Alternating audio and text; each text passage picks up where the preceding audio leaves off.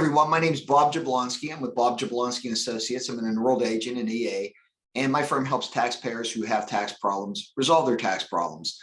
About a month ago, I put out a video on do-it-yourself, how to complete a Form 9465 to request an installment agreement. Today, I'm going to put out a Form 433D for an installment agreement, which typically accepts and gives bank information as to how to debit. It finalizes an installment agreement. And so I'm going to walk you through that. I am going to share my screen with you right now. And you should be seeing my screen.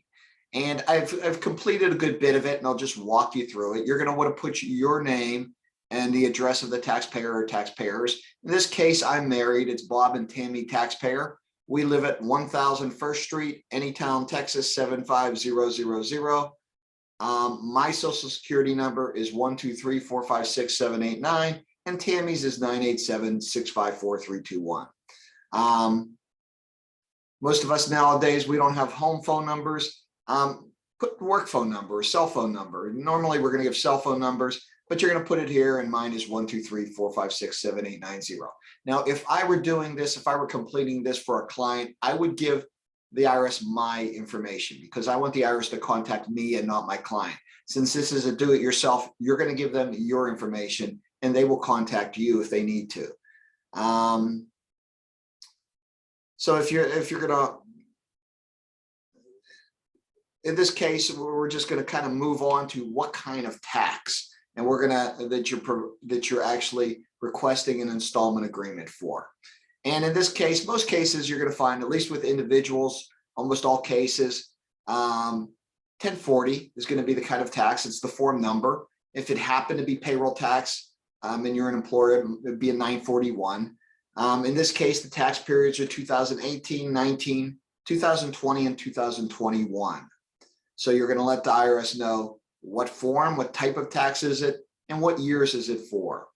Now, the next one here is I'm going to tell the IRS how much I owe. And July 11th is today, 2022 is the day I'm recording this. And I'm going to put here the best number that I have. Now, the IRS knows exactly what you owe. So if and the thing is, it changes daily with interest. So you're never going to get this exact, but you're going to put down here the best number you know. So don't worry too much about this. Don't stop from sending it out because you're trying to get it to the penny. Just get the number within reason and get it to the IRS. Now, I normally put 0 for what you're agreeing. You're agreeing, the next section is you're agreeing to pay federal taxes that are shown above in the amount owed in the section, and any penalties and interest provided by law. And normally I put 0 for the first one. I mean, you can make a payment today. You could pay $22,000 of it and put the rest of it in an installment agreement.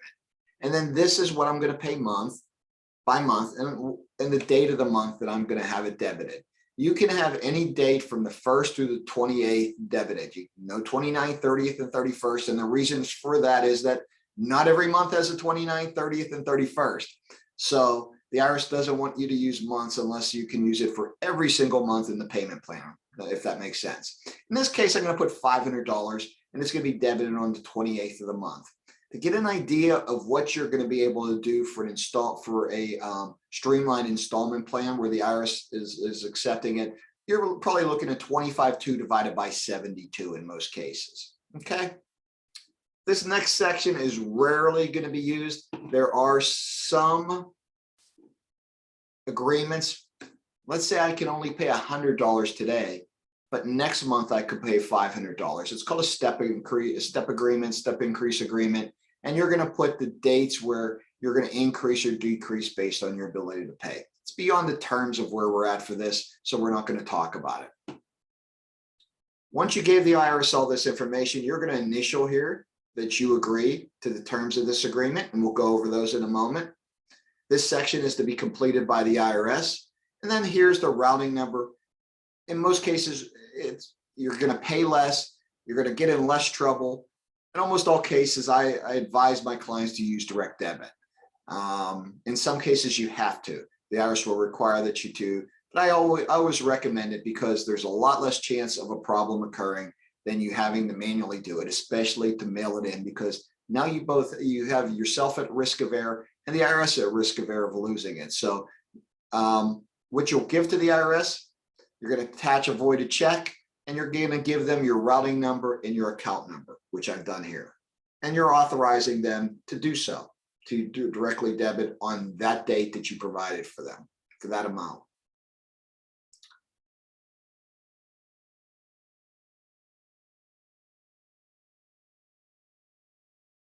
So I'm going to skip this section. You probably shouldn't be completing it. You're going to sign it. You're going to date it. If it was a 941 on behalf of a business, you'd have a title. If not, in this case, Tammy taxpayer is going to also sign it and date it as a joint liability. The IRS is going to complete this whole section down here, so you don't have to worry about it.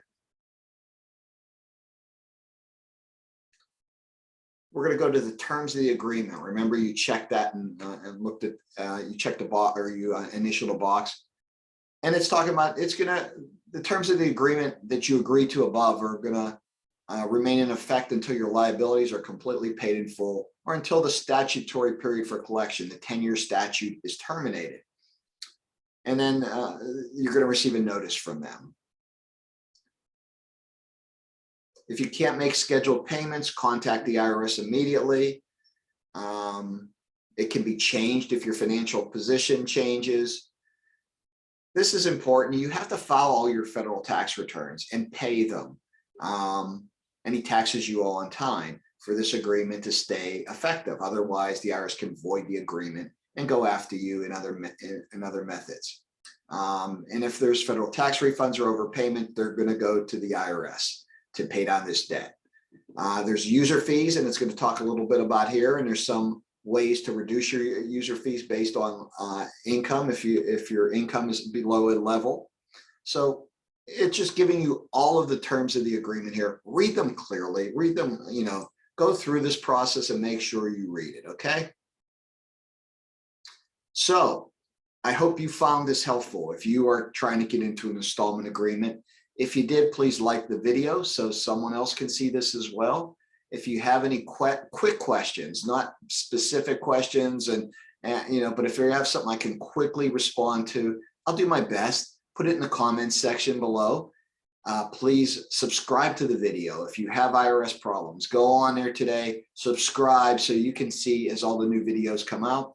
And if you need professional help, please contact me. You can set up some 15 minutes on my personal calendar, https://meetme.so/Bob Jablonski, or call me at 972-821-1991, and I'll set up 15 minutes for us to sit down and do a Zoom call and kind of get together.